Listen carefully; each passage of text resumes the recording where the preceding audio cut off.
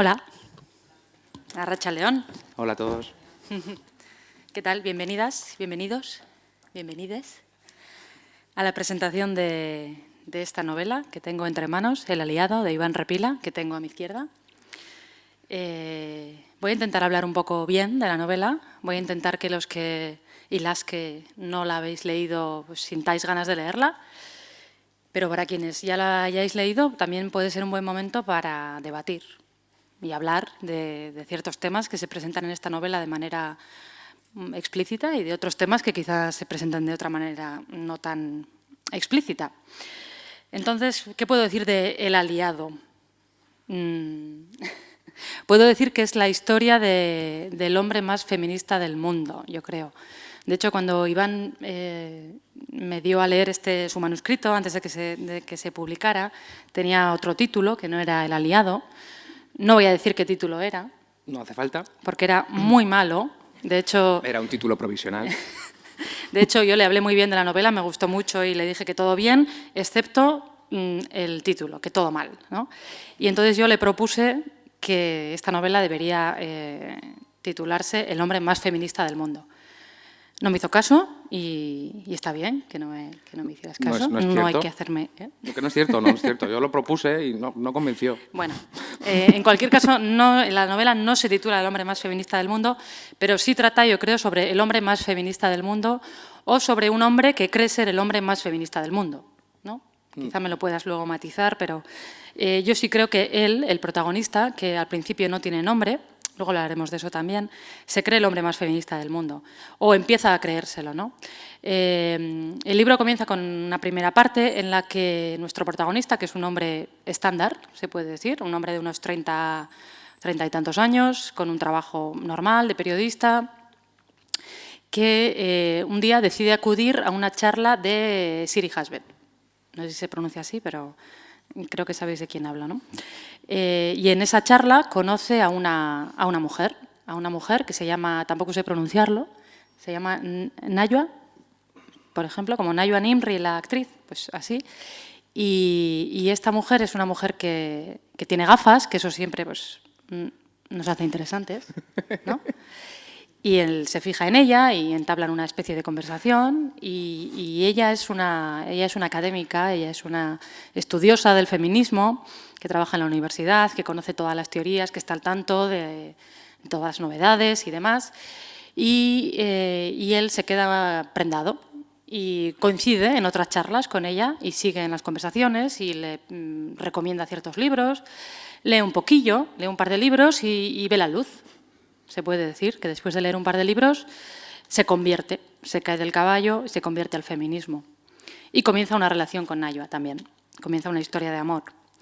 Esa es la primera parte, digamos, en la que él se da cuenta de una cosa, de un fallo que tiene el feminismo, ¿no? Después de esas dos lecturas, de esos dos libros que se ha leído, se da cuenta, dice, bien, feminismo, muy bien, pero el feminismo va muy lento porque siempre ha renunciado a la violencia. Es un movimiento revolucionario, pero no violento, al contrario que cualquier otro movimiento revolucionario y cualquier otro logro social, político de los últimos 300, 400 o siempre, ¿no? Tiene ese momento de iluminación en el que se da cuenta de lo que le falta al feminismo. Y entonces entramos en la segunda parte, en la que él decide forzar, acelerar la revolución feminista a través de la violencia. ¿Y para eso qué tiene que hacer? Bueno, pues forma un grupúsculo terrorista, machista, que se hace llamar el Estado Fálico y que actuará en contra del feminismo, que organizará todo tipo de acciones contra actos feministas y contra mujeres feministas y demás. ¿Para qué? Para forzar la reacción de las feministas. ¿Sí? Una acción, le sigue una reacción y eso va a desencadenar una revolución, que efectivamente es lo que ocurre. Ahí el hombre anda bastante vivo, se puede decir. Y bueno, me gustaría detenerme un poco en esto del Estado fálico, en este grupúsculo terrorista que ataca a feministas, que les tira huevos, porque ahí hay una colección, digamos, de misóginos que el protagonista, que ya empieza a hablar de sí mismo en tercera persona, Esto es gracioso. Pero reúne a un grupo, ¿no?, de hombres que tienen en común que son todos misóginos. Pero aparte de este común denominador que tienen, no tienen mucho más en común, ¿no? Cada uno es un tipo, digamos. Y bueno, os voy a contar, por ejemplo, tenemos a Hugo, que es un militante antirracista, para quien las mujeres son un pañuelo donde eyacular, así lo describe. Después está Ramos, oftalmólogo, progresista y maltratador psicológico en serie. De hecho, creo que le llaman Ramos porque siempre lleva un ramo de flores para su mujer para perdonarle por el último maltrato al que la ha sometido, ¿no? Después está Aguirre, arquetipo de disciplina jesuítica, educado, comedido, que se acuesta pronto y se levanta temprano, que tiene varias gafas de repuesto en todas partes, pero que tiene un punto débil, este hombre, ¿no?, en apariencia tan recto, que son las feministas. Con las feministas no puede. Y luego está el músculo del grupo, los brutotes, que les ayudarán en los momentos más físicos, que son Bruno y Donovan, reclutados en un gimnasio. El primero es gay y misógino por naturaleza, y el segundo es misógino por despecho, lo típico, vamos. Bueno, no sé si tan típico. De hecho, mi primera pregunta quería ir por ese lado, por esta colección de misóginos, y es si tú realmente has encontrado en tu vida, en tu experiencia vital, este tipo de misóginos, de personajes. Porque en esto creo que los hombres tenéis una ventaja, y es que los misóginos... Con los eso es, sí, estáis en el vestuario, la típica conversación de vestuario que las mujeres nos suele ser vedada, ¿no? Y muchas veces estos hombres disimulan delante de nosotras y en cambio vosotros sabéis la verdad, ¿no? Sí. A veces pienso que sí. Sí, y además tienes sí, ¿no? toda la razón. Bien. Entonces estos tipos existen, ¿no? Sí, si hay hombres presentes en la sala, supongo que estarán más o menos de acuerdo, quizá no en un 100%, pero en un 80 o un 90%. Bueno, gracias, Katisa, por acompañarme hoy. Gracias a todos los que estáis aquí por venir. Gracias a Bide Barrieta por acogernos aquí haciendo la guerra al Gutun Zuria. De verdad, muchísimas gracias. Estamos compitiendo fuerte. Bueno, sobre los hombres machistas, fíjate que les llamé estado fálico, porque cuando yo estaba escribiendo el libro quería ponerles un nombre al grupo que se monta el protagonista con sus machistas y sus machirulos y sus señoros, y en esos momentos el ISIS, el Estado Islámico, estaba bastante en boga, ¿no? Y me pareció que estado fálico podía funcionar como broma, ¿no?, como chiste. Si lo hubiera escrito hoy el libro, seguramente lo habría llamado estado trifachito, que es el término con el que hoy en día estamos, yo creo que aludiendo a cosas muy parecidas, ¿no? Y respecto a los arquetipos que planteo, bueno, me inventé 5 personajes y cuando los escribí, la verdad es que lo pasé un poco mal.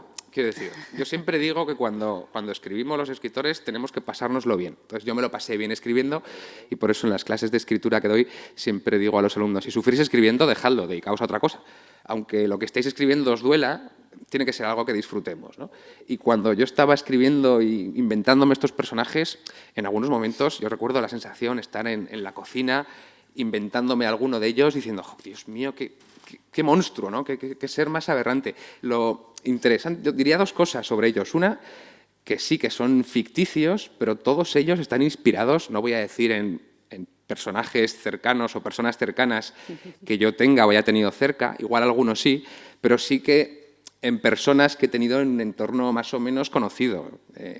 Todos, de todo tipo, desde el gay misógino hasta el hombre de disciplina jesuítica que tiene una obsesión enfermiza, una fijación obsesiva y negativa contra las feministas. Son arquetipos, ya digo, inventados, pero todos ellos inspirados en personas reales. Y lo interesante es que, bueno, a menos me está pasando en los últimos meses, pensad que el libro está escrito hace ya bastante tiempo, aunque se publicó a finales de enero, y lo interesante es que ahora, pues, supongo que casi todos los aquí presentes estaremos más o menos al tanto en esta precampaña electoral perpetua en la que vivimos desde hace tiempo, que han surgido grupos de extrema derecha que tienen portavocías y tienen puestos de poder y a los que los medios de comunicación les dan voz.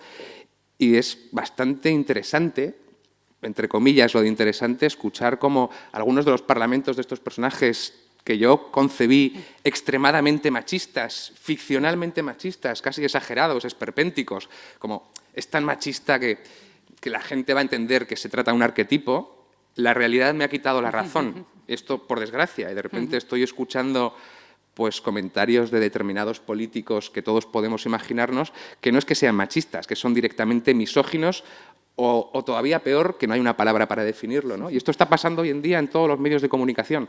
Y cuando yo concibo estos personajes, que pienso, qué monstruosidad acabo de crear, qué ser terrible, ¿no? A pesar de que sea un personaje de ficción compuesto por piezas de gente que he conocido o de ideas terribles que yo puedo tener cuando pienso muy malamente, ¿vale? De repente, pues la vida real, el mundo político contemporáneo me está asombrando con declaraciones, parlamentos y agentes que están ahí, que tienen importancia y que van a tomar decisiones políticas en muy breve, salvo que lo evitemos, que piensan lo mismo que mis personajes horribles o todavía cosas aún más terroríficas, ¿no? Sí, la realidad siempre es peor. Ya, no, pero fíjate, lo que quiero decir es que yo intenté que mi ficción fuera muy horrorosa, Extrema, ¿no? Muy extrema. Y siempre pensé, cuando estaba componiendo los personajes estos machistas, dije, bueno, me van a acusar de utilizar unos estereotipos tan exagerados que son irreales, ¿no? Durante la promoción o en las críticas. Que va, ni un solo periodista se ha atrevido. Claro, la promoción la he hecho cuando ya los partidos de extrema derecha se han quitado la careta y están hablando tranquilamente con orgullo, ¿no? Y ni un solo periodista y casi ninguna crítica se ha atrevido a decir algo que yo temía cuando componía, cuando estaba empezando a escribir el texto, ¿no? Y es que son estereotípicos, arquetípicos, ¿qué va? Todo el mundo, de hecho, me dicen lo contrario, me dicen, ¡buah! Es increíble cómo anticipaste la llegada de Vox, ¿no? pues no, bueno, no era mi intención, pero efectivamente está sucediendo, ¿no? Y por desgracia me quedé corto. Me quedé corto. Para el siguiente ya sabes. De todas formas, ya hablaremos luego de la respuesta al libro y de las críticas, comentarios que has podido recibir. Voy a seguir contando un poco qué pasa, porque esto solo es el principio. Pasan muchas más cosas. Tampoco las voy a contar todas, porque quiero que leáis el libro, pero cuando ya este grupúsculo está formado con estos personajes, empiezan los disturbios, empiezan los ataques en contra de feministas, a veces contra actos colectivos, otras veces contra mujeres en concreto que ellos quieren fastidiar o que quieren arruinar la vida. Y ahí entonces surge lo que nuestro protagonista esperaba, que es la reacción feminista en la forma de un grupo de mujeres que ataca de vuelta, ¿no? Que les ataca a ellos y que se dan, bueno, ellos los llaman las princesas y creo que es el nombre con el que se las acaba conociendo, sí, más o menos. Sí, y entonces, bueno, empieza ahí una guerra abierta, digamos, entre estos dos grupos. Lo curioso o lo interesante es que un grupo lo lidera nuestro protagonista y el otro grupo lo lidera su pareja. Pero todo esto llevando una vida doble. Ellos no hablan de esto, no hablan de su segunda vida, no hablan de su verdadero rol en esta lucha, ¿no? Y bueno, esa es la segunda parte. Llegamos a la tercera parte, donde hay una elipsis temporal, no se sabe de cuánto tiempo, ¿no? Creo, en el que ya estamos en un escenario post-revolución. Esa revolución ya ha ocurrido, ya ha habido cambios y se encuentran en una especie de tregua. ¿Sí? En esta guerra abierta hay una tregua. Ahora el protagonista ya ha cambiado de nombre, no sé si lo he dicho, pero en la segunda parte el protagonista en su alias, digamos, es Garbo. Y en la tercera parte, cuando ya la cosa ha degenerado mucho, porque debo decir que en esta tercera parte el libro ya empieza a... Si digo desbarrar suena mal, pero en realidad quiero decir desmadrarse, ya la cosa se pone más loca. Sí. Sí, ya las revoluciones se han acelerado muchísimo. Y en este momento nuestro protagonista ya no se llama Garbo, sino que se llama Vergo. ¿Sí? Aparte de su aspecto físico... Sutil. Sí. Su aspecto físico también ha cambiado completamente, está lleno de cicatrices por la guerra que ha pasado y lleno también de tatuajes horribles, que podréis leer la descripción detallada cuando leáis el libro, lo compréis y demás. También en este momento ya el grupúsculo terrorista ha pasado a la clandestinidad, y digamos que esa vida doble ya no se lleva, ya toda la vida es underground.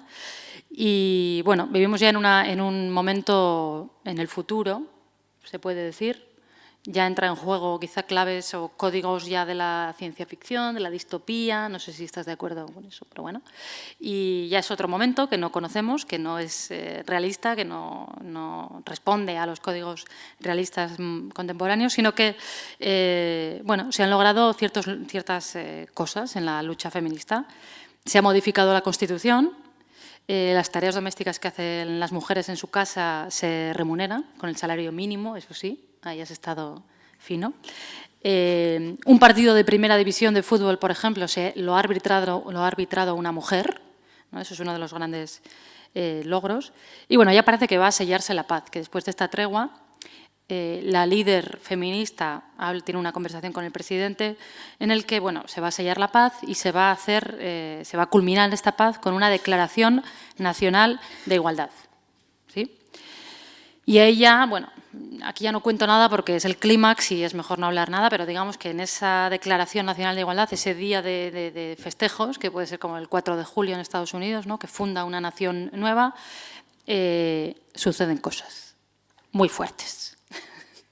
Hay violencia, hay muerte, hay mucha sangre y así llegamos a ese clímax que dejo ahí en suspenso. Vale. Eso es. Y la novela acaba, pero no acaba el libro porque nos encontramos con un epílogo también, que es como la cuarta parte del libro, ¿no? Es un texto con forma de artículo académico, con lenguaje académico, que no diré que es el gran acierto del libro por no desmerecer lo escrito por Iván, porque este epílogo no lo ha escrito Iván. Pero lo piensa, ¿eh? O sea. Lo ha escrito otra persona, lo ha escrito Aisa de la Cruz, como puede verse en la portada.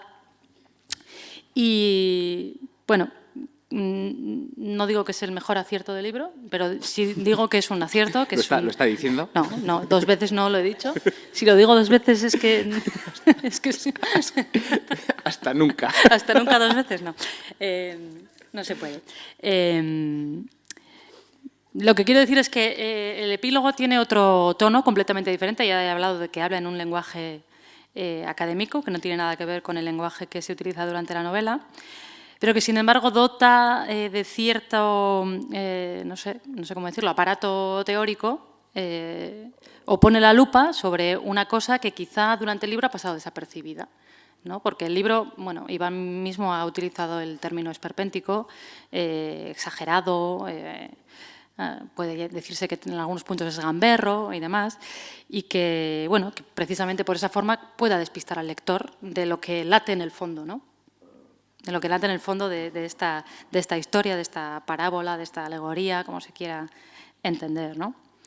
Y eso es que, bueno, yo creo que bajo esta aparente forma de gamberrada, de esperpento, le estás hincando el diente a una gran contradicción, ¿no? Que es lo que en el epílogo, bueno, pues se destripa más. Y esa contradicción es la de simplemente algo tan sencillo como ¿puede un hombre ser feminista?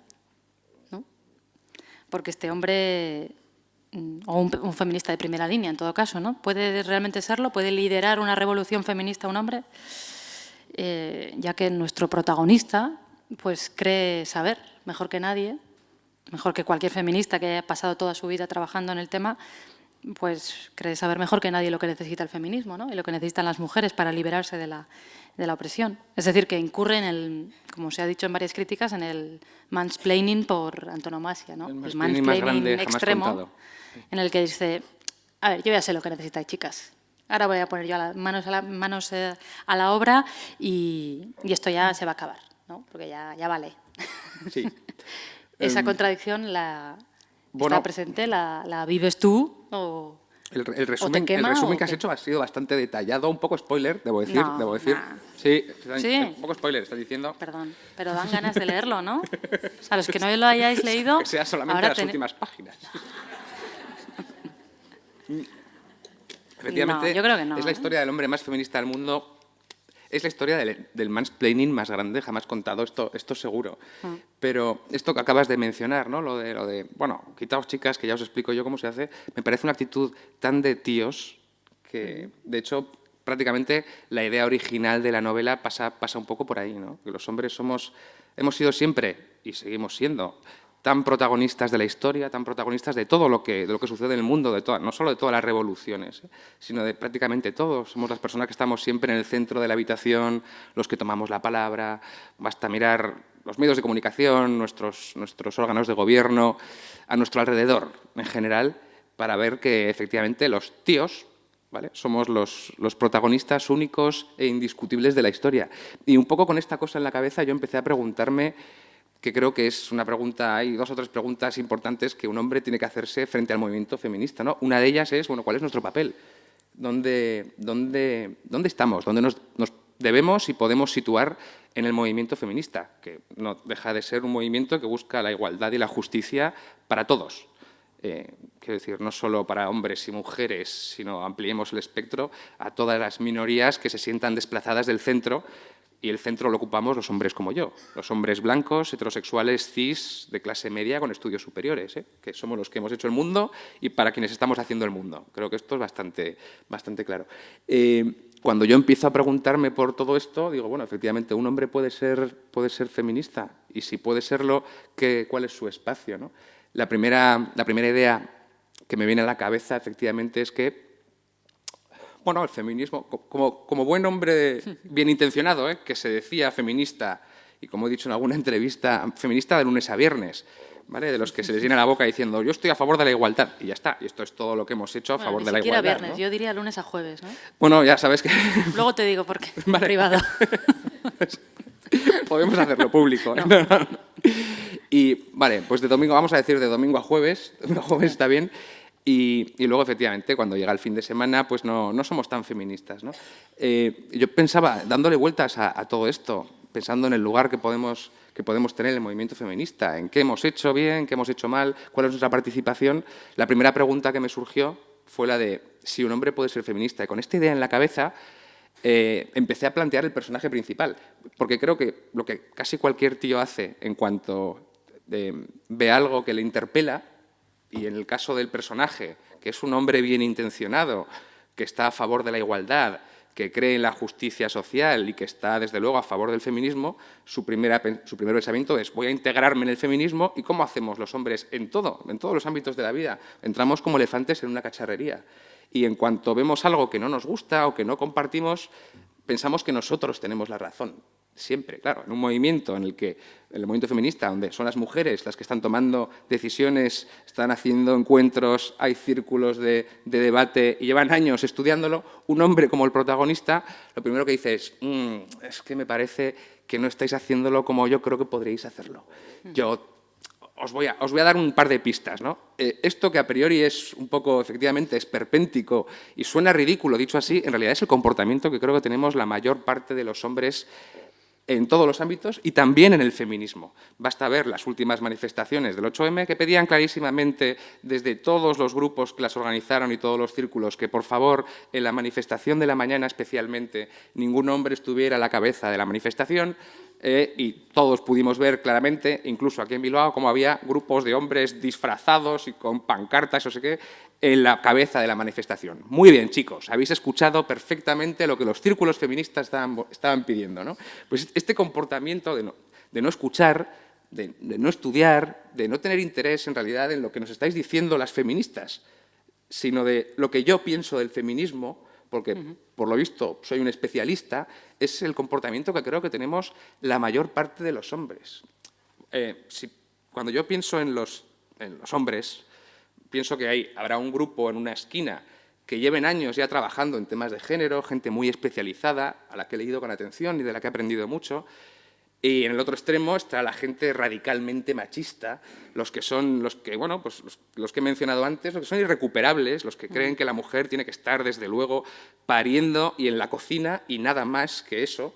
Y esto sigue existiendo, creo que estaremos todos de acuerdo. Y en el centro creo que es donde estamos la mayoría, que somos personas que nos interesamos por la igualdad, que creemos en la igualdad, sobre todo a nivel teórico, pero que en realidad, desde que yo tengo conciencia, jamás hemos trabajado de forma activa, de forma proactiva por la igualdad.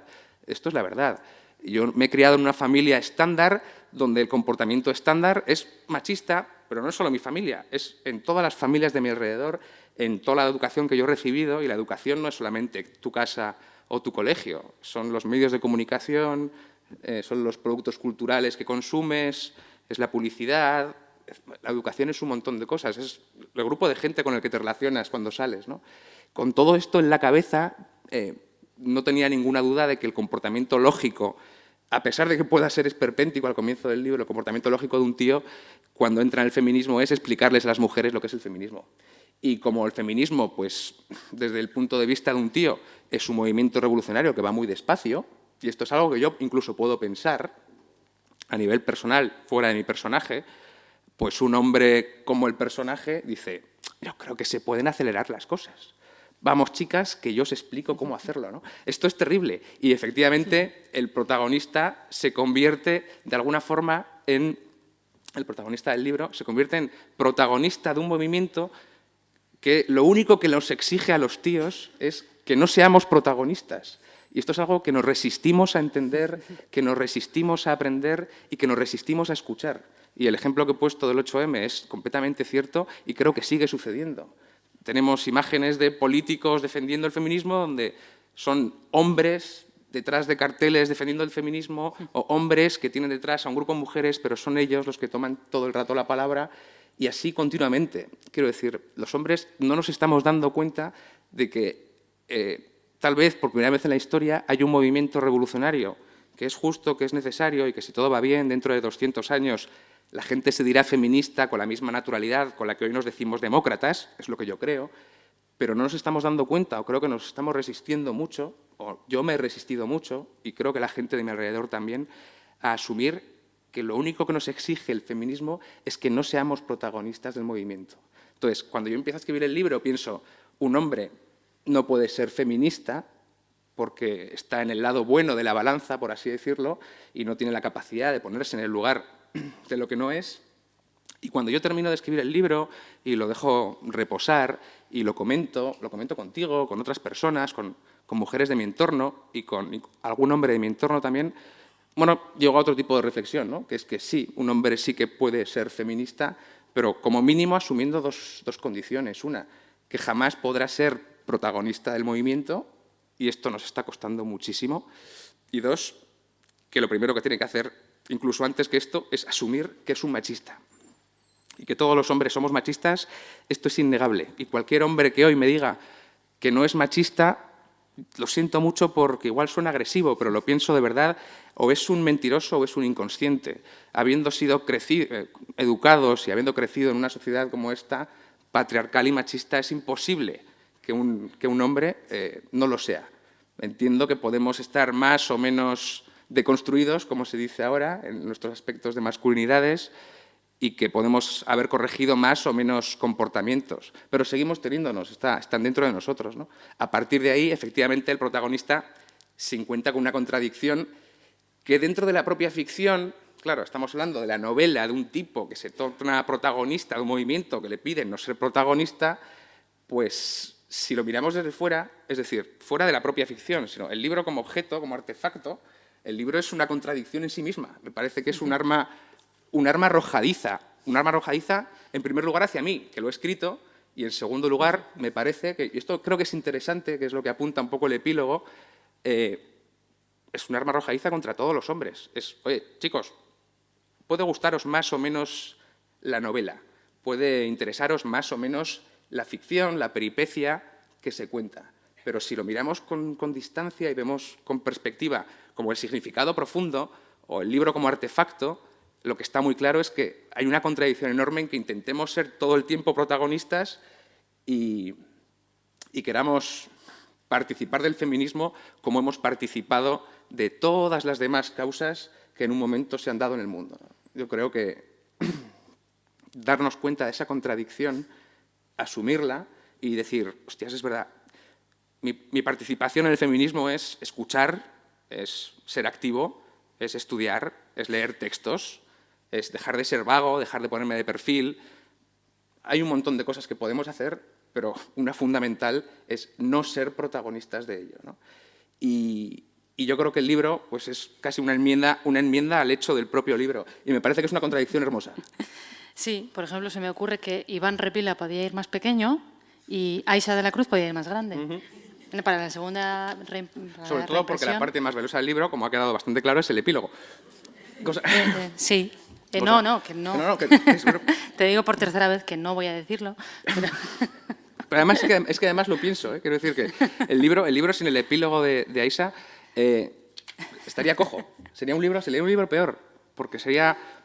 El epílogo tiene un punto de homenaje al epílogo del cuento de la criada, que igual algunos y algunas de los presentes habéis leído, que efectivamente en el cuento de la criada se cuenta una peripecia de ficción y termina el libro con un epílogo académico escrito en el ámbito de la misma ficción que narra la peripecia principal, como futurista, donde se analizan los hechos, ¿no? Como homenaje al cuento de la criada, un poco, pues fue idea de la propia Aisha. Oye, Iván, a mí me parece que, ya que el libro incurre en una contradicción muy obvia, muy evidente, pero que tal vez por la acción y por ese final tan salvaje, como tú dices, ¿no? con sangre y con tantos elementos, igual no se ve tan claro.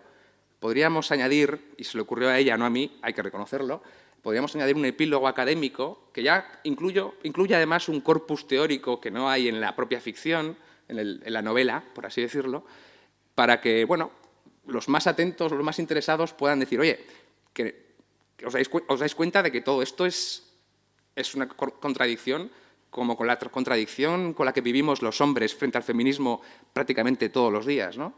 Y me pareció una idea cojonudísima y después de un par de vinos la convencí para que lo escribiera ella. ¿Para qué? Sí, porque yo no iba a ser capaz de hacerlo. Yo no soy académico, soy incapaz de buscar el tono adecuado, ¿no? Y sí que creo que el libro, sin el epílogo, sería peor libro y estaría además cojo. Además, hace otra aportación al epílogo, aparte de todo lo que hemos dicho, que es que le da unas iniciales al personaje, que hemos dicho que se llama Garbo y luego Vergo, pero no tiene nombre cuando, digamos, es normal. No tiene nombre, es un chico cuyo nombre nunca se menciona.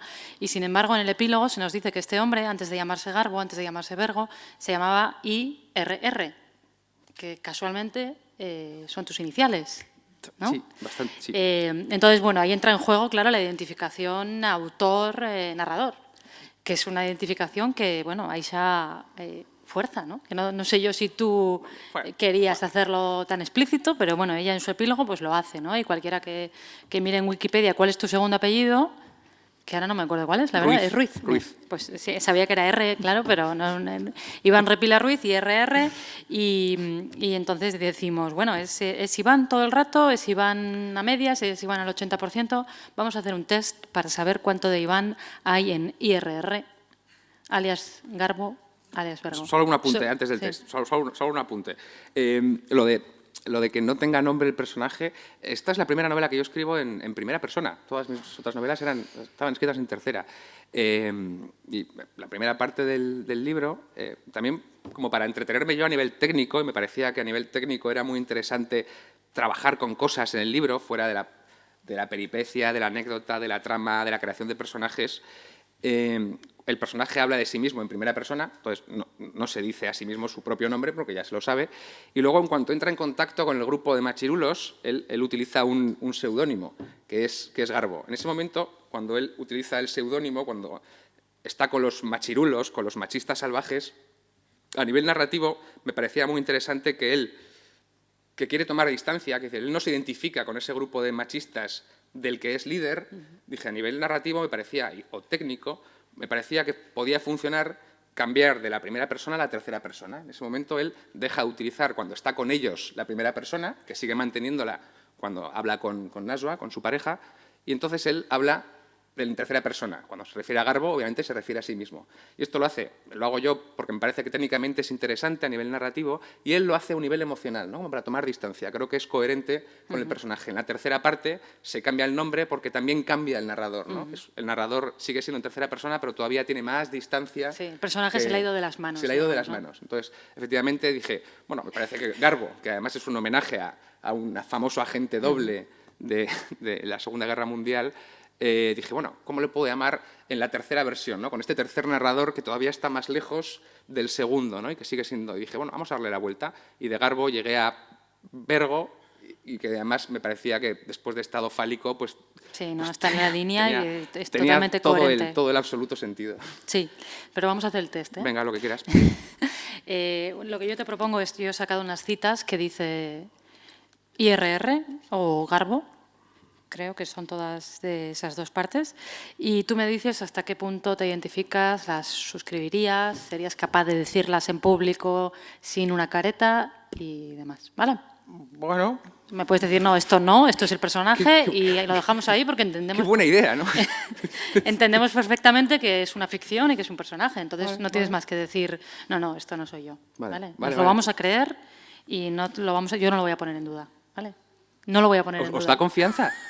Te lo digo 2 veces, ¿eh? No lo voy a poner en duda, ¿vale? La primera, por ejemplo, dice, la naturaleza cándida de las mujeres es uno de sus puntos débiles. ¿Suscribes? Yo lo pensaba antes. Sí, es que claro, vale, vamos, seguramente esta va a ser una respuesta que dé a casi todas las preguntas. Sería innoble por mi parte mentir, ¿no? Yo creo que he sido muy machista durante toda mi vida, machista como mainstream, machista de baja intensidad, asumiendo para las mujeres una serie de comportamientos esencialistas o biológicos o propios de ellas que no tenemos los tíos, que yo daba por hechos y que daba por hechos siempre. Entonces, me temo que voy a ser casi siempre así. Vale. Entonces, bueno, digo, pues, yo lo pensaba antes, efectivamente, yo me he educado y me he criado en una sociedad, en un mundo, y creo que no es tan extraño, en el que obviamente a los hombres se nos presuponía una tendencia a la brutalidad, a hablar con palabras más bestias, a elevar la voz, y a las mujeres una candidez, y además es algo que yo, pues cuando era más joven, se reproducía en mi entorno. O sea, yo reproducía los comportamientos a priori masculinos y las mujeres de mi alrededor reproducían también, no todas, evidentemente, y no todos, pero era una cosa bastante consensuada, entre comillas, muchas mujeres reproducían estos comportamientos cándidos, ¿no? Entonces, sí, me parece que es una de las frases en las que yo he sido machista de pensarlo, de asumirlo durante muchos años de mi vida, hasta que empecé a interesarme de verdad, bueno, no por el feminismo, sino empezar a escuchar a las mujeres, en primer lugar, en lugar de verlas como, bueno, como estos seres objetos, o como musas, o como objetos de deseo, y nunca como seres a los que pudiera escuchar y de los que pudiera aprender. Y esto es la puta verdad. Vale. O sea que, bueno, o sea, yo sí lo pensé, desde luego no lo pienso ahora, claro. Vale. La segunda habla del feminismo, de cuando descubre el feminismo y dice, ver el mundo desde esta nueva perspectiva es abrumador. Totalmente sí. yo. Sí. Este libro parte, o sea, pues como la idea original de este libro parte de mi acercamiento y mi descubrimiento y de empezar a introducirme en el ámbito del movimiento feminista. Y yo no me acerco al ámbito del movimiento feminista porque yo quiera o porque me interese por mí mismo. Y esto ya es un reconocimiento de culpa y de vergüenza, ¿no? Me han interesado muchas cosas en mi vida, la literatura después de la Segunda Guerra Mundial, y he ido a las bibliotecas, he sacado libros y he buscado libros, ¿no?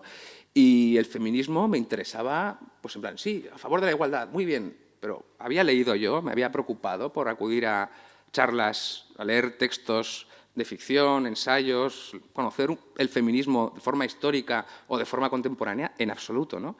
Y sucede que yo entro en el feminismo, empiezo a interesarme por el movimiento feminista cuando me acerco a mujeres, especialmente mi mujer, Aisa de la Cruz, pero no solo ella, que son activistas y que han formado parte o forman parte, desde antes que yo, desde luego, del movimiento, ¿no? Y al mismo tiempo que yo me empiezo a interesar, aprendo también que una de las claves es la de escuchar y empiezo a hablar mucho con amigas cercanas y con gente de mucha confianza. Y me cuentan sus cosas, me cuentan sus historias, me cuentan cómo viven.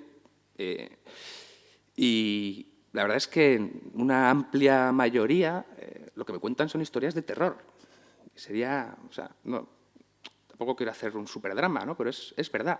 Me cuentan historias de terror y no voy a decir todas porque sería mentir, pero un número muy alto de mujeres a las que quiero han sido abusadas o agredidas sexualmente.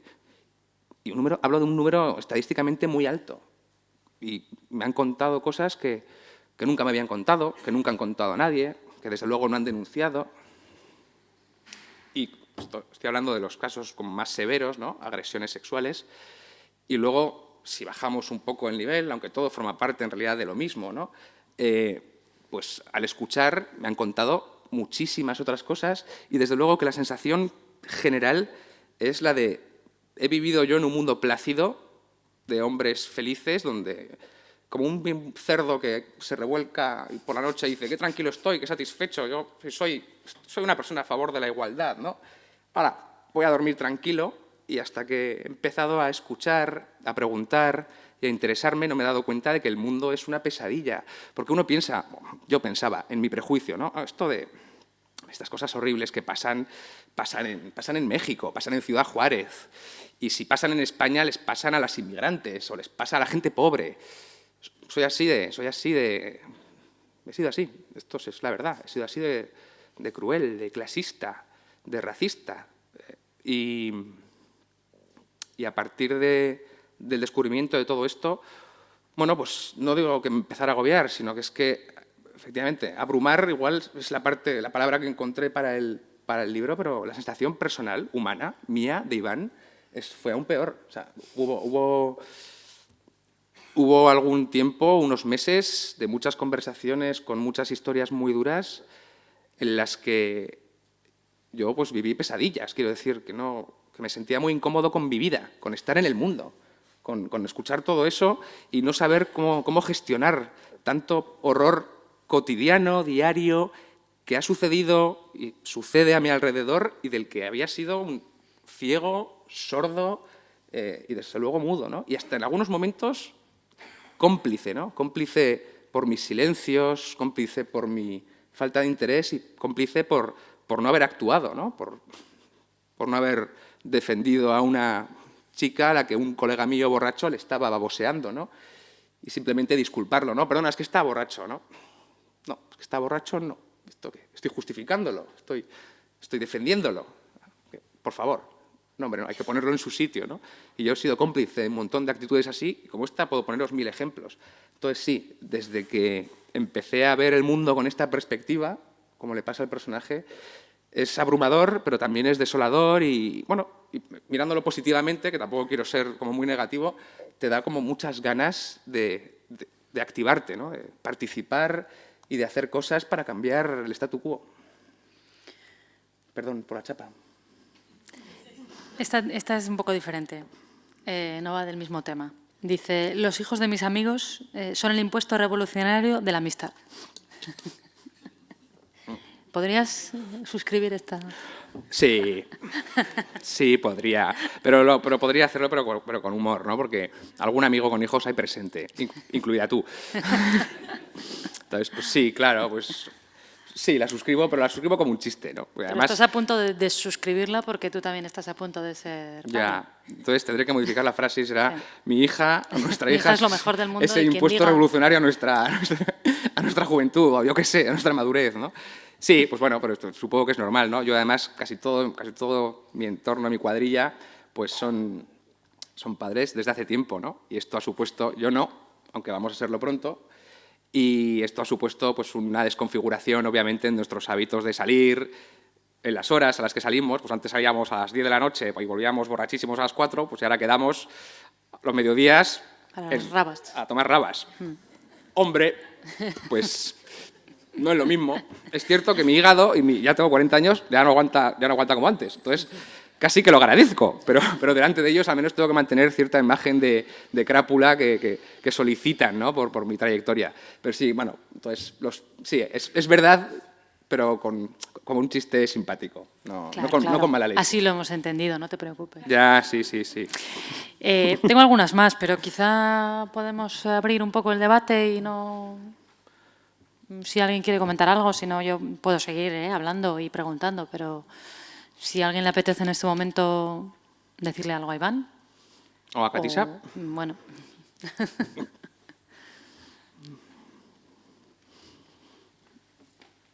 Hay un micro. ¿Tienes alguna pregunta más? Tengo alguna en la recámara, pero tampoco quiero monopolizar yo. Es que soy mujer. Me han enseñado a estar en segunda línea y no acaparar toda la atención. Me siento un poco incómoda. Sí, sí. Se me nota, ¿no? ¿Qué puedo decir? Bueno, háblanos un poco de la... No, háblanos un poco de la respuesta que anticipabas, quizá, porque al tocar un tema candente, un tema polémico, un tema también de moda, eso no se puede negar, ¿no? ¿Qué esperabas que ocurriera? ¿Qué tipo de respuestas podías tú anticipar? Y luego, ¿qué ha sido la realidad? ¿Qué ha venido? ¿Te han venido críticas? ¿Te han venido insultos? ¿Bloqueos en Twitter? ¿Hasta nunca? Esto lo dices por lo que ha pasado hoy en Twitter, ¿no? Bueno, fuera de bromas, sí, efectivamente es un tema de moda a nivel como literario, editorial, pero piensa que el libro está escrito en un momento como... El libro está escrito antes del Me Too, por ejemplo, ¿no? Entonces, cosas que han sucedido después y que han ayudado a poner el movimiento feminista aún más en la agenda política, en la agenda de los medios, no habían sucedido cuando yo estaba escribiendo el libro. Entonces lo ¿no? anticipaste todo, en realidad fuiste tú. Y a Vox. Sí, ¿no? En realidad lo piensas. Sí, vale. no, me lo han comentado varios periodistas, esto es verdad, esto sí que es verdad. Y no, yo cuando lo escribí es cierto que el libro a nivel de, excepto en el epílogo, que es la parte buena, como con más contenido teórico, la novela a nivel de teoría feminista no tiene mucha, porque intenté evitarla para que fuera más dinámica, por un lado, y también, bueno, porque me parecía que encajaba, era mucho más coherente con el personaje, ¿no? Que se parecía más a mí. Quiero decir, yo no voy a fingir que sé más de feminismo de lo que sé. Entonces, sí, yo leo, me intereso, pero yo estoy, como diríamos, en primero de feminismo. Y cuando ya supe que el libro iba a salir y tal, asumí que efectivamente determinados temas que se tocan, muy relacionados con la familia o con el ámbito de lo cotidiano, tal vez, los machismos mainstream que he mencionado antes, sí que pensé que sectores más especializados, sobre todo el movimiento feminista, me podrían decir, oye, Iván, esto es un libro efectivamente que aquí, bueno, hablas de una serie de temas, sobre todo de hombres machistas y de cómo sois los hombres machistas, pero muchas de las cosas que cuentas son como de primero de feminismo. Esto es lo que yo pensaba que podía pasarme. Sin embargo, no ha sido así. Sí que he recibido amenazas de muerte en forocoches e insultos, y he recibido muchos insultos por Twitter y hasta por YouTube. Sí, en YouTube me han insultado también, no sé por qué. Y cosas que pasan. ¿Alguna entrevista que hay colgada tuya? No sé, una cosa súper rarísima. Un vídeo que se me menciona, entonces alguien empieza a insultar. Iván, repila, puto aliado de mierda, ¿qué te crees? Los hombres no somos para no sé qué. Amenazas de muerte. Ninguna mujer me ha amenazado de muerte, esto es increíble, ¿no? Y he hecho muchas entrevistas, esto es verdad, he hecho entrevistas en distintas partes del país, y con hombres y con mujeres. Y sí que ha sucedido una cosa que me ha sorprendido, y es que nadie, este miedo que yo tenía como de, oye, Iván, que es un libro de primero de feminismo, creo que solo me lo ha dicho como una persona, que tampoco le interesó demasiado el libro y no merece más comentario. Y en general, el 100%, y no es broma, de las mujeres periodistas que lo han leído, les había interesado mucho. Y les había interesado mucho porque no es un libro exactamente que hable del feminismo, aunque el feminismo sea la chispa o el motor que inicia la acción, sino que es un libro sobre todo sobre el machismo, cómo los hombres nos enfrentamos a nuestro propio machismo y cómo los hombres, en tanto que machistas, que es lo que somos, podemos enfrentarnos al feminismo y qué podemos hacer, ¿no? Cómo podemos actuar, ¿no? Entonces, ya digo, el 100% de las mujeres periodistas con las que he encontrado pues lo habían mirado así y han sido situaciones emocionantes, con alguna periodista en la cadena SER, recuerdo en Madrid, nos pusimos los dos muy emocionales de casi llegar a las lágrimas. Bueno, me han pasado cosas muy bonitas, y en el lado de los tíos, muchos también lo han recibido así. Yo recuerdo un periodista en Sevilla, andaluz, que llegó a la entrevista y lo primero que me dijo es: el libro me ha dolido, Iván. Digo, hostia, pero si la primera mitad del libro como mínimo es graciosa. Digo, no, Iván, el libro me ha dolido, me lo dijo así, con estas palabras, porque me he sentido muy reconocido, muy interpelado por comportamientos con mi pareja, con mi madre, con mi entorno, que en el libro están naturalizados, pero efectivamente si los miras con esta lupa, con las gafas adecuadas, te das cuenta de que somos copartícipes de monstruosidades de las que no nos damos cuenta, ¿no? Y la entrevista fue tan chula que hay un momento que el tipo paró la grabadora y me dijo, mira, Iván, paro la entrevista porque creo que ya tengo suficiente y ahora me gustaría seguir hablando contigo. Y empezamos a hablar de cosas personales. Y me habló de su vida y no sé qué. Y este tipo de cosas han sido muy, muy bonitas, ¿no? Y lo que es interesante, ya por terminar, y no aburrir más al público, es que las únicas personas que me han mirado con displicencia, con paternalismo y con cierta condescendencia han sido periodistas varones. Obviamente, todas las amenazas de muerte que he recibido me las han hecho hombres, ¿no? ¿Cómo no? Si es que somos de lo que no hay, ¿no? Pero las únicas personas que he detectado, ¿no? que el libro, pues, que me miraban así como diciendo, pero yo no soy machista, hombre, si Euskadi es un matriarcado, ¿no? Este tipo de actitud como de superioridad moral, como de no haber entendido ni huevo, ¿vale? En plan, hey, si el libro va de mirarse al espejo, no digo más, pues solo me he pasado con periodistas tíos. Esto es una cosa curiosa, no muchos, con alguno, ¿no? Y algunos incluso más proactivos, ¿no? Me han llegado a decir, pero reconocerás que las feministas se pasan.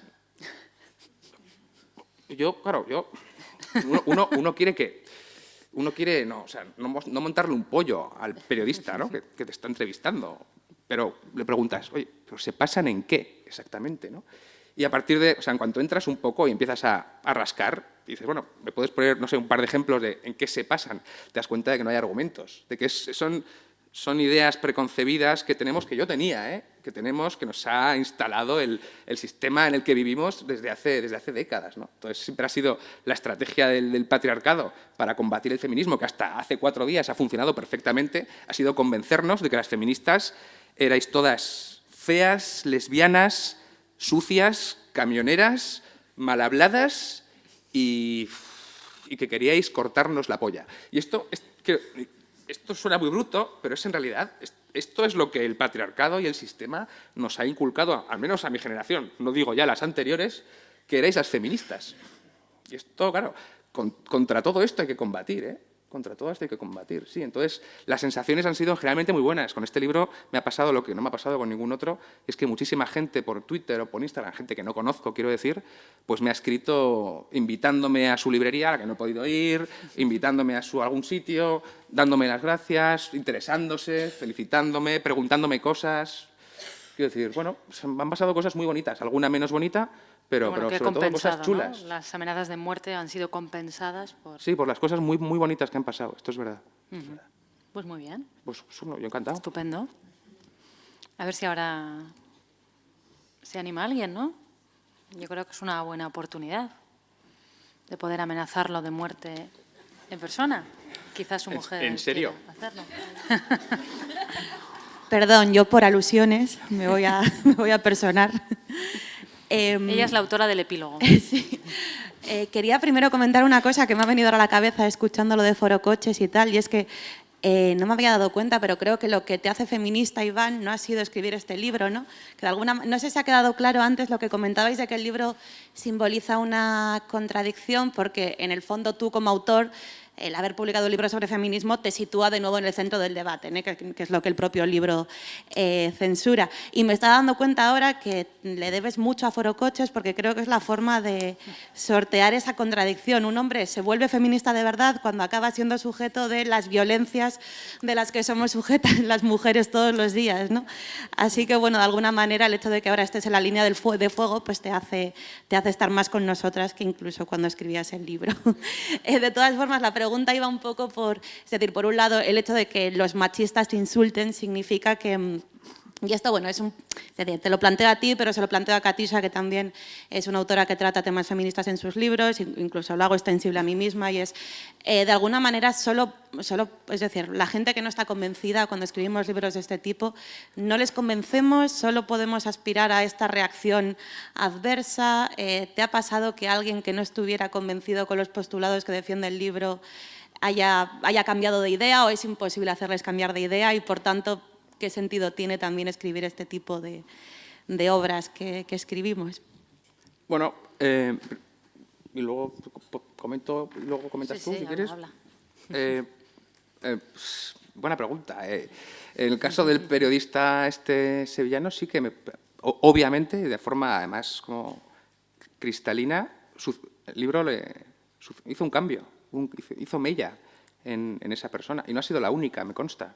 Entonces, sí, no digo que los libros cambien el mundo, pero sí que siempre defiendo que los libros tienen ideas y las ideas sí que se introducen en las personas. Y a partir de que las ideas están dentro de nosotros y pueden germinar, que las personas podemos cambiar el mundo, ¿no? Yo no me atrevería a decir que este libro vaya a cambiar nada, pero sí que, como digo, me consta que a alguna persona le ha cambiado la cabeza, le ha cambiado la forma de mirar, ¿no? Como a mí me cambió vivir contigo y escribir este libro a tu lado, que estábamos escribiendo juntos este libro, y yo el mío y tú el tuyo, ¿no? Que se llama Cambiar de idea. Correcto. Y sí, también, o sea, todo ese proceso también me cambió. Desde luego, para mí, para mejor. En cuanto a si hay gente irrecuperable, yo creo que hay gente que es completamente irrecuperable, pero, o sea, en plan, que no quiero contar con ellos para hacer del mundo un lugar mejor, porque no van a hacerlo. Y luego yo creo que hay mucha gente a la que es más difícil de convencer. No, mi libro no, a esos, no, me imagino que igual pillé en un momento delicado al periodista andaluz y algún otro, y que el libro le tocó, ¿no? Creo que el trabajo fundamental que podemos hacer los tíos como yo es hablar mucho con los tíos como yo, pues bueno, pues para poner en debate, en cuestión, muchísimas actitudes que tenemos, muchas cosas que hacemos y que no hacemos, para intentar construir juntos con vosotras. Pero yo creo que mi área de trabajo de especialización pueden ser los tíos como yo, que es un área donde yo entro más fácilmente que vosotras y donde puedo establecer debates y lazos sobre el machismo que tenemos, donde no van a dejaros entrar a vosotras. Y creo que es parte del trabajo que podemos hacer juntos para hacer el mundo un lugar mejor, o más justo y más igual, ¿no? Tú también escribes un tipo de literatura donde, o sea, no es, por así decirlo, no es inocente, o sea, metes buenos hachazos. ¿Qué dirías? ¿Crees que se puede, que cambiamos algo, Después de que esta aportamos? declaración de amor, no sé si puedo decir nada que esté a la altura, pero bueno, como dices, hay gente que es irrecuperable y ya está. A esa gente no le vamos a dedicar más tiempo, porque en democracia, además, lo importante no es tener a todos, sino tener al 51%, ¿no? Esto lo explica muy bien, hay una peli sobre el Brexit, no sé si la habéis visto, está en HBO, si no me equivoco. Con Cumberbatch, ¿no? Sí, el Benedict Cumberbatch. Entonces se dice, esta gente va a votar sí, pase lo que pase. Esta gente va a votar no, pase lo que pase. Vamos a centrarnos en esa gente del medio, que son 2 millones de personas que nunca votan, y ahí es donde todo puede cambiar, ¿no? Y es que todo lo puede cambiar en un referéndum, evidentemente, con un 51%, cuando el 49% está totalmente en contra, ¿no? Entonces, bueno, vamos a centrarnos en esa idea, que me parece más positiva que querer convertir a todo el mundo, ¿no? No, eso es imposible, sí. Por eso yo hablaba antes, ¿no?, de los extremos, ¿no? Los que saben mucho, que están muy avanzados, sí, lo mismo. y los que son, desde luego, recuperables. Yo creo que la gran mayoría estamos en ese lugar como central, más hacia un lado, más hacia el otro, algunos más fáciles de convencer, otros más difíciles, pero creo que ese es el lugar de trabajo donde podemos aportar cosas, ¿no?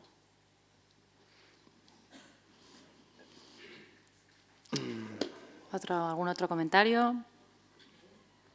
Sí, hay otro.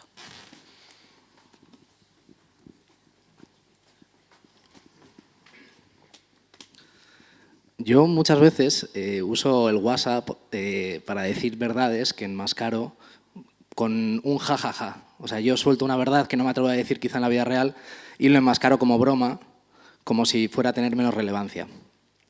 No sé si el libro está escrito con ese cariz, ¿no? Como es una broma que enmascara una verdad muy real. Como me sugiere, no quiero que vaya la discusión por los límites del humor, pero ¿crees que el humor como vehículo es el mejor vehículo para el libro? Y después de, claro, tú escribiste el libro con un paradigma muy concreto y ese paradigma ha cambiado por el Me Too, por todos estos movimientos feministas. ¿Crees que cambiarías el tono, sobre todo en la primera mitad del libro, viendo lo que has visto? Gracias por las preguntas. Sobre la primera, si es el mejor, si es la mejor elección, el libro es este. Quiero decir, si lo hubiera escrito pues como otros libros míos, igual más simbólico, más poético, más dramático, estaríamos hablando de otro libro, ¿no? Y el libro habría salido distinto y es como, no se puede, es como juntar, yo qué sé, un planeta con una manzana, ¿no? Yo creo que la sátira siempre ha sido, desde hace muchísimo tiempo, una muy buena herramienta para denunciar y para hacer crítica, y sobre todo crítica social y crítica política. Y me pareció que para esta historia que yo quería contar, en tanto que pienso que los hombres somos bastante ridículos y si soy capaz de mirarme en un espejo muchas de las cosas que he hecho, que hago o que he dicho, creo que me río de mí mismo y creo que es importante reírse de uno mismo, pero me río con mala leche, con humor negro. Entonces, me pareció que la elección de la sátira, que es como empieza, sobre todo la primera mitad del libro, ¿no? Luego ya se pone más trágico y yo creo que deja de tener gracia. Pero esto es una opinión personal, ¿no? Me parecía que era una buena idea porque siempre ha funcionado la sátira primero para enganchar al lector, porque parece que es más sencillo, ¿no? Como Mary Poppins, un poquito de azúcar. Pues parece que es más fácil entrar así y dices, bueno, sí, porque si empiezas muy duro, muy denso, igual el lector pues no cae. Yo quería un poco cautivar, en plan, tranquilos, que no va a pasar nada, ¿no? Para que luego, pues según fueras avanzando, la puñalada se notara más al final de forma más fuerte, ¿no? Entonces, fue la elección que tomé, puede ser la más acertada o no. Pues esto, si lo escribiera el libro 3 veces con 3 tonos, lo veríamos, ¿no? Pero sí que me parece que la sátira, el esperpento, son estrategias narrativas o incluso ideológicas muy buenas para denunciar o para criticar, ¿no? Y la segunda pregunta es si lo escribiría igual después de todo lo que ha pasado. Hombre, quién sabe. Yo diría que sí, porque sigo pensando que para esta historia la sátira era adecuada. ¿Sabes lo que me preguntó una periodista? Y fue una pregunta interesante, porque claro, en el libro suceden cosas, en la tercera parte, que no ha spoileado Katisa, sorprendentemente. Si quieres lo hago, ¿eh? Que no, en el que efectivamente suceden cosas muy parecidas al Me Too. Es decir, obviamente, dices, bueno, Iván, ¿por qué no le llamaste Me Too en el libro? Bueno, porque cuando lo escribí no estaba el Me Too, pero suceden exactamente cosas muy parecidas a Me Too, a mujeres que van denunciando a grandes profesionales, deportistas, etcétera, que les han hecho cosas y esto es una cosa que se hace público, ¿no? Entonces, lo escribí y luego sucedió. Efectivamente, estas cosas las cambiaría. Me preguntó una periodista y dice, Iván, ¿tú crees que por este tipo de detalles el libro corre el riesgo de envejecer pronto? Y lo estuve pensando porque me pareció una pregunta pertinente y le dije, pues igual te diría que sí, pero como respuesta rápida, pero si la pienso un poco diría que no, porque sospecho, y esto es un pensamiento negativo, lamento igual terminar así, que nos queda mucho camino y muchos mitos y muchas manadas y muchas hermanas yo no te creo y mucha mierda todavía por aguantar y creo que nos quedan años de dar batalla de más de estas situaciones, estos hechos terribles y que vamos a tener que estar ahí para hacerles frente, claro. Entonces, diría que no, esto no se acaba. Quiero decir que seguramente escribiría el mismo libro, solo que pondría Me Too en la zona donde corresponde, ¿no?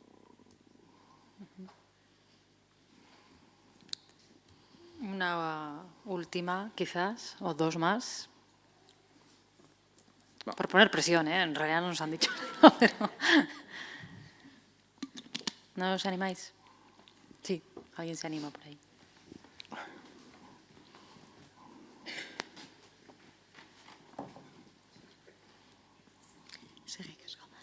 ¿Habías leído o tenías conocimiento de un par de novelas que se publicaron bastante a la vez hace pues, unos años, un poco antes del Me Too? Una era de Stephen King con su hijo, Las Bellas Durmientes, y otra, The Power, de Naomi Alter, no sé, que hablaba del poder de las mujeres. De repente las mujeres tenían poder, era un poder físico, y si los hombres se acercaban, saltaba electricidad. Y de repente ya no se volvió a hablar más de aquello. Pues la novela, la segunda que has mencionado, ni puñetera idea, y la de Stephen King, recuerdo haberla empezado porque soy bastante fan, reconozco, de Stephen King, y recuerdo haberme dormido y sí, en plan de estas cosas que dices, bueno, pues me aburro y la dejo, ¿no? Y sí que empecé a leerla, pero no tenía, la otra no me suena absolutamente de nada, ¿no? Me ha hecho pensar un poco, esto que has dicho, ¿no? El argumento de la segunda novela, me ha hecho pensar un poco en el 8M, ¿no? En cómo el movimiento feminista está demostrando cada 8M hasta qué punto es capaz de paralizar un país. Y si esto sigue creciendo, igual se puede paralizar el país más y durante más tiempo. Que igual a nivel simbólico es parecido al argumento de esa segunda novela, ¿no? De las mujeres tienen un poder que los hombres igual tenemos miedo de dejar que suceda, de percibir, tal vez, ¿no? No lo sé. Ya digo, la de Stephen King, sé de lo que va, pero me quedé frito, lo reconozco. Y ahora sí, la ultimísima. No, vamos, pero... Estamos en familia, en confianza. Y no habéis ido al Gutun Suria, muy bien. Estáis donde hay que estar. Equipo. ¿No? Pues yo creo que estamos bien, ¿no? Sí. 1:10 o... Bien, sí, por tiempo yo creo que, Yo creo que perfecto. Tampoco hay que aburrir al personal. Pues nada, muchas gracias Iván por tu novela, por hacernos pensar, debatir, hablar, reírnos un poquito también. Está bien. Siempre hay que reírse. Y nada, muchas gracias al distinguido público que se ha concentrado hoy aquí en Bidebarrieta. Seguimos leyendo y seguimos hablando. Ok, gracias Catisa y gracias a todos por venir.